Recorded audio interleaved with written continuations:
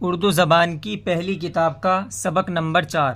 اس سبق کے اندر 8 الفاظ نئے آئے ہیں۔ 1 2 3 4 5 6 7 8۔ ان الفاظ کو آپ کو یاد کرنا ہے اور دھیان سے دیکھنا ہے، ٹھیک ہے؟ ان کے کیا معنی ہیں؟ بادل، جنگل، کاغذ، سورج، مورت، مورت کہتے ہیں سورت کو یا بت کو، مندر، کمبل، دلدل،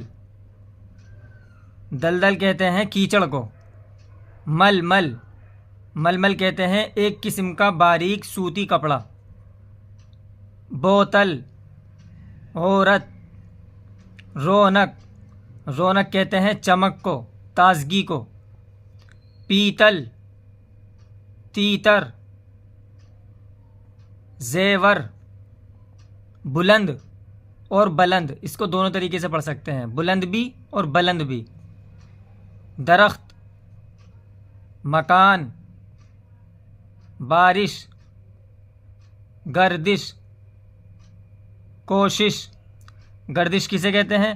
گردش کہتے ہیں چکر کو، پھیرا لینے کو، پھیرے کو، آفت کو۔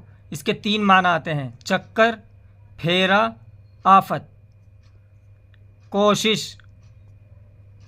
مسجد، منزل، موسم، مجرم، مفلس، منشی، منشی کہتے ہیں لکھنے والے کو، مطلب، مقصد، موقع، جاہل، کاہل، کاہل کہتے ہیں سست کو، حاصل، خالص، ناقص، غافل، لازم، حاکم، عالم، صاحب، واقف، پنڈت، پنڈت کہتے ہیں ہندوؤں کے عالم کو۔ اور اس میں ایک بات کا آپ کو خیال رکھنا ہے، ہندو جو لکھا جاتا ہے اس کا املا کیا ہے۔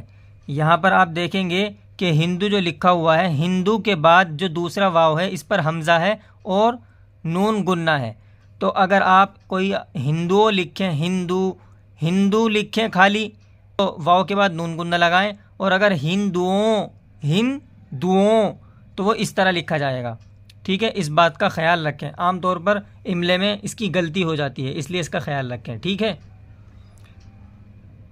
پیلا کاغذ، روشن سورج، کالا کمبل، سوکھا درخت، بلند مکان، پہلی منزل، عورت کا زیور، سردی کا موسم، مندر میں پیپل کا درخت ہے، جنگل میں دلدل ہو رہی ہے،